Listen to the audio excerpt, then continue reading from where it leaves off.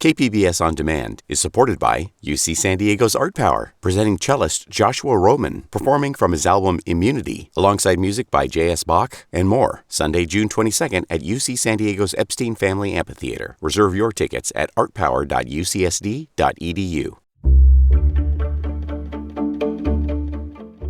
Good morning, I'm Debbie Cruz. It's Wednesday, November 8th. A lawsuit alleges Rady secretly surveilled a bedridden teen and her parents. More on that next, but first, let's do the headlines. Unofficial early results show Monica Montgomery Stepp with a commanding lead over Amy Reichert in the race to represent District 4 on the San Diego County Board of Supervisors. The special election was triggered by the resignation of Nathan Fletcher, who was accused by a former MTS employee of sexual harassment and sexual assault. The winner of the runoff will serve the remainder of Fletcher's term, which ends in January 2027. Voters in Fallbrook and Rainbow want to leave the San Diego County Water Authority for cheaper water in Riverside County. That's according to the preliminary results from Tuesday night's election. Ratepayers in the two rural districts have complained for years about rising water rates. Eileen Delaney is the head of the Fair Water Rates campaign. It's a win for the farmers who have had to pay astronomical water rates, and they've lost so many trees and so many groves. Even with this overwhelming result, the water divorce is not over. The Water Authority has filed a lawsuit challenging a governmental regulatory body's decision to allow Fallbrook and Rainbow to leave the 24-member agency. Chula Vista's city attorney election is too close to call. Unofficial early results show Bort Maisfeld leading Marco Verdugo by a razor-thin margin of less than 300 votes. Dan Smith-Diaz is a distant third and all but conceded the race in an email to KPBS. He says, quote, "There is no climbing out of this hole." Chula Vista had a special election because voters selected a dead candidate in the November 2022 race. There will be a runoff election if no one gets more than 51% of the vote. Votes will continue to be counted in the coming weeks. The final vote will be certified on December 7th. From KPBS, you're listening to San Diego News Now. Stay with me for more of the local news you need. KPBS On Demand is supported by UC San Diego's Art Power, presenting cellist Joshua Roman, performing from his album Immunity, alongside music by J.S. Bach and more, Sunday, June 22nd at UC San Diego's Epstein Family Amphitheater. Reserve your tickets at artpower.ucsd.edu.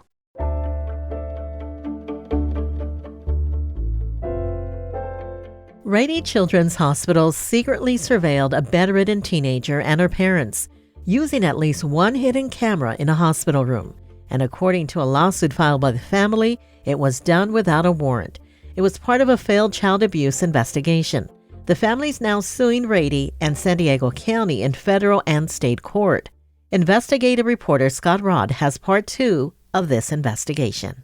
Madison Myers' health was failing as she entered her teenage years. By age 15, the formerly active child was admitted to the hospital with serious complications from a connective tissue disorder and required a feeding tube. Her parents, Bill Meyer and Dana Gasky, had crisscrossed the country looking for doctors who could help explain her condition. Obviously, as a parent, you hate standing by and seeing your child suffer. But they'd soon be fighting just to keep custody of Madison. Because in late 2018 and early 2019, according to court documents, San Diego County's child abuse hotline received 2 phone calls. They alleged Gasky and Meyer had abused their daughter by claiming she suffered from non-existent injuries and interfering with hospital staff. It's known as medical child abuse, or Munchausen syndrome by proxy, and it poses a serious risk of death to child victims. Gasky and Meyer categorically deny abusing their daughter. When a county social worker showed up in Madison's hospital room, her father was stunned. It was like, what is this? What does this mean? But the county is required to investigate any credible allegations of abuse. Around this time, Madison's medical team planned to transfer her to Rady Children's Hospital for round-the-clock care. Before Madison arrived, the county investigator contacted Dr. Shaylin Nino, a lead child abuse pediatrician at the Children's Hospital. In a court filing, Nino said she reviewed Madison's medical file and, quote, admits she recommended Madison be monitored in a room with video surveillance as a medical diagnostic tool to determine whether Madison was a victim of medical child abuse. The Meyer family alleges the county reviewed the plan to secretly monitor Madison, but never obtained court approval for the surveillance. They had already planned to do the video. There wasn't any intentions of being collegial and involving us as a family. Nino's attorneys did not respond to multiple requests for comment. San Diego County declined an interview request. In an email, a spokesperson said no county employees were involved in the decision to surveil Madison's hospital room, even though Nino confirms in a court filing that she communicated with the Maine County investigator about Madison's care throughout the investigation. Rady declined an interview request and would not comment on the Meyer family's case, citing patient privacy protections. In an emailed statement, the hospital said, quote, "Our top priority is providing the highest level of care to our patients and families." By the time Madison arrived at Rady, at least one hidden camera was rolling. All of them knew exactly what was going on. They all knew exactly that we were being recorded. The county brought its child abuse case against Gasky and Meyer to juvenile dependency court. Madison was removed from her parents' custody during the 11-month trial. It was only during the custody battle that the family learned about the secret video surveillance. This video spanned the whole room. It covered everything. Every interaction Bill and I had with Madison, every personal moment. The worst part was I gave Madison baths every day. I cleaned her up every day, changed her gown every day. All of that was on the video. It was horrific. 38 days. That's how long the covert surveillance lasted, the Meyer family alleges in their lawsuit. After the legal battle, the Juvenile Dependency Court awarded Meyer and Gasky custody of Madison. The Meyer family's lawsuit quotes the San Diego County Superior Court Commissioner, who ruled in their favor. He allegedly criticized the extensive use of covert surveillance, calling it, quote, "an unbelievable invasion of privacy, an insensitive invasion of privacy." Hospitals have used covert surveillance to investigate many suspected cases of Munchausen by proxy in recent decades, but there is sharp disagreement among medical professionals and legal experts about the practice. On the face of it, it's both unethical and unnecessary. Michael Flannery is a distinguished professor of law at the University of Arkansas at Little Rock. Flannery reviewed the Meyer family's complaint and says the allegations troubled him. It struck me as just violative of the family's Fourth Amendment right to privacy. Flannery acknowledges that hospitals can generally use surveillance throughout their facilities, but when hospitals work in cooperation with the government, he argues the Fourth Amendment almost always requires court approval.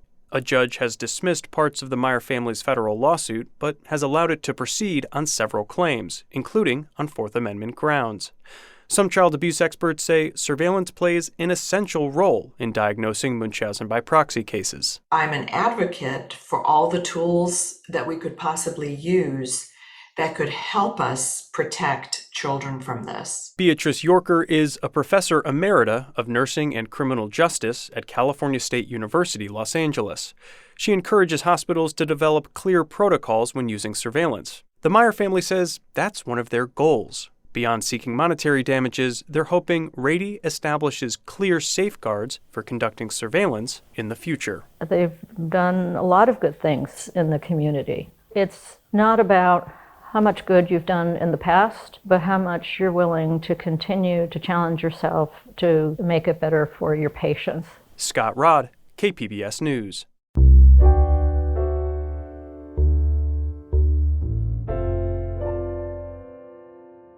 Several Chula Vista city leaders are calling on council member Andrea Cardenas to step down.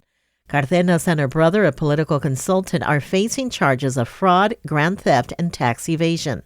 South Bay reporter Corey Suzuki has details on what could happen next. Last week, the San Diego District Attorney announced 7 felony charges against Andrea Cardenas and 5 against her brother, Jesus Cardenas. The DA accused them of lying in order to get a loan of $175,000 from the federal government's Paycheck Protection Program and attempting to launder the money and put it towards personal use. In statements yesterday, Republican Mayor John McCann and Democratic Councilmember Jose Preciado called for Cardenas to step down.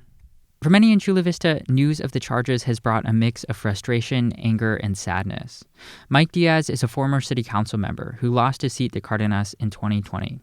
For somebody that takes money that should be going to workers who are struggling during COVID and uses it for political purposes and to enrich their own personal lives, paying off allegedly American Express cards and whatever else, that should disgust everybody. At this point, Cardenas is not required to resign. Like many other cities, Chula Vista doesn't have set rules for what happens when a sitting council member is charged with a crime, only for if they're convicted. In a statement, Andrea Cardenas says she hopes people will give her a chance to defend herself. Corey Suzuki, KPBS News. We have an update to a story we brought you earlier this week. The San Diego County Board of Supervisors deadlocked 2-2 on a proposal regarding crisis pregnancy centers across the county. The plan from Supervisor Tara Lawson-Remer called for exploring lawsuits against the centers and creating a public education campaign about them. Lawson-Remer says the centers mislead women. Her proposal included providing residents with information about reproductive health resources, including abortions. Supervisors Jim Desmond and Joel Anderson voted against the proposal. The proposal will continue to come back to the supervisors at each meeting unless Lawson-Remer pulls it or moves it to a specific date. In other health-related news, open enrollment for Covered California is here again. Leaders say there's around 100,000 uninsured San Diegans eligible for financial assistance through the Health Insurance Marketplace, or Medi-Cal. Health reporter Matt Hoffman says more incentives are available this year. Covered California leaders and supporters were in Cesar Chavez Park kicking off a statewide open enrollment tour. There's a record low 6.5% of Californians who are uninsured, but UCLA research estimates 1.3 million uninsured residents qualify for free or low-cost coverage through Covered California or Medi-Cal. Jessica Altman is Covered California's executive director. Nearly 70% of uninsured Americans cite the high price of healthcare as their primary barrier to getting covered. That is why we are working to bridge the gap in affordability. She says 2/3 of Covered California enrollees are eligible for health plans at $10 a month or less. Officials say there's more financial incentives than previous years. Open enrollment continues through January 31st. Matt Hoffman, KPBS News.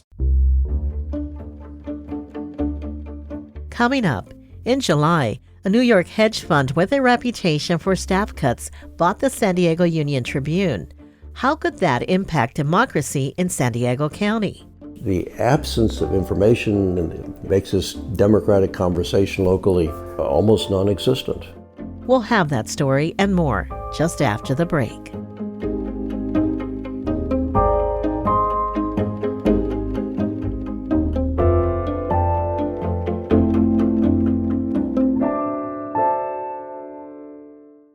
KPBS On Demand is supported by UC San Diego's Art Power, presenting cellist Joshua Roman, performing from his album Immunity, alongside music by J.S. Bach and more, Sunday, June 22nd at UC San Diego's Epstein Family Amphitheater. Reserve your tickets at artpower.ucsd.edu.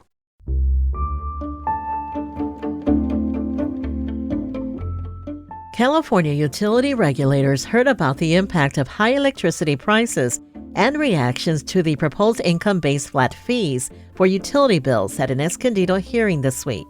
Environment reporter Eric Anderson says that was not the purpose of the public meeting. The California Public Utilities Commission was looking for input on a mostly technical change to San Diego Gas and Electric's rate structure. Instead, they heard about a lot of other concerns. We're victims. We pay the highest electricity rates in the nation.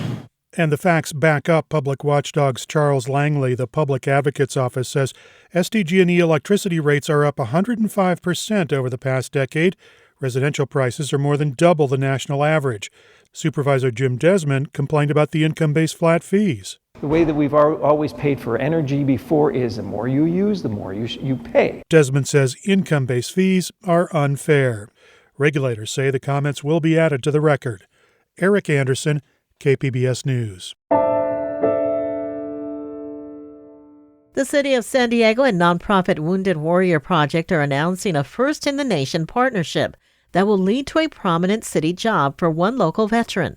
Military and Veterans reporter Andrew Dyer has more. San Diego Mayor Todd Gloria says veterans are key contributors to the region, and he'd like the city government to reflect that. He says this new Veteran Engagement Program Coordinator position is key to achieving that goal. What we want that person to do is to help us to recruit from the roughly 15,000 people who discharge from military service in our community each year and really encourage them to come work for the city of San Diego. The Wounded Warrior Project is contributing $50,000 of the job's $130,000 annual salary. Whoever takes the job will serve as a liaison between the city, local military commanders, and veterans organizations. They'll also develop a program to recruit more veterans into city jobs. The position is already up on the city's website. Andrew Dyer, KPBS News.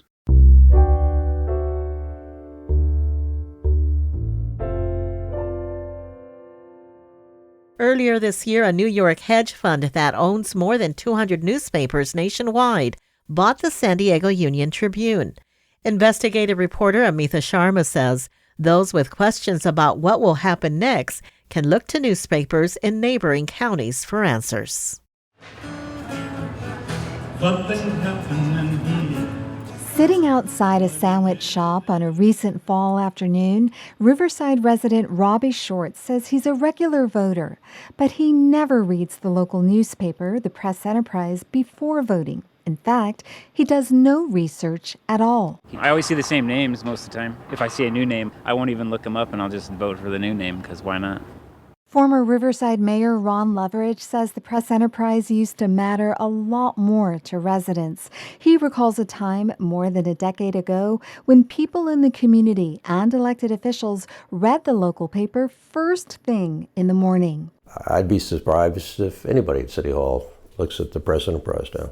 Today, the newsroom that once employed more than 100 journalists covering all of Riverside County is now down to a handful of reporters. In 2016, the New York-based hedge fund Alden Global Capital bought the Press Enterprise. A significant number of those cuts have happened since then. And now the watchdog function is not there, the information function is not there. We are a explicit example of the kind of disappearance of local news. This July, Alden acquired the San Diego Union-Tribune. There are already signs that the Union-Tribune is likely following in the footsteps of the Press Enterprise and other Alden newspapers. Buyouts, layoffs, bare bones local coverage. Hours after Alden announced it bought the Union-Tribune, the company offered buyouts. Journalists left with decades of community memory of corruption cases, courts, public safety, and politics. Loveridge says this leaves communities divorced from the give and take of formulating policy and from democracy itself. In American politics, access is local. It is not at the state, it's not at the federal level, it is local. The absence of information makes this democratic conversation locally almost non-existent. The Orange County Register is another cautionary tale.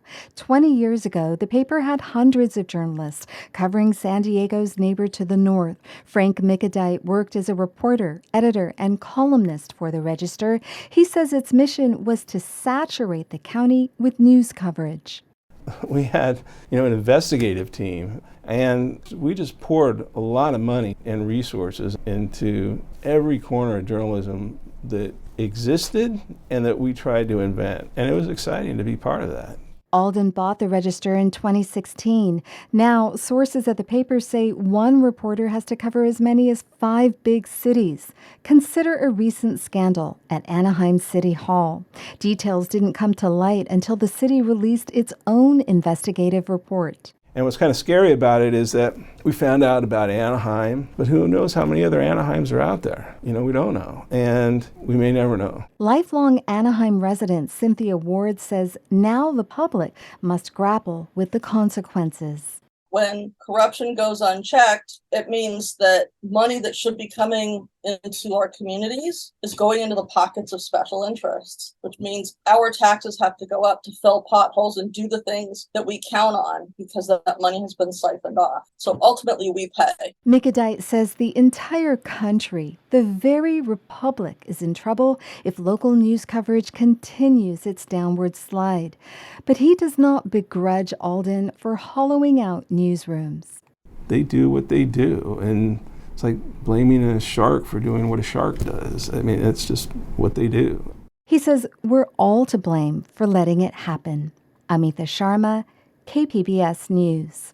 An Alden spokesperson did not make a company representative available for comment for this story. Tomorrow, we talk in detail about how Alden runs its businesses. That's it for the podcast today. As always, you can find more San Diego news online at kpbs.org. I'm Debbie Cruz. Thanks for listening and have a great Wednesday.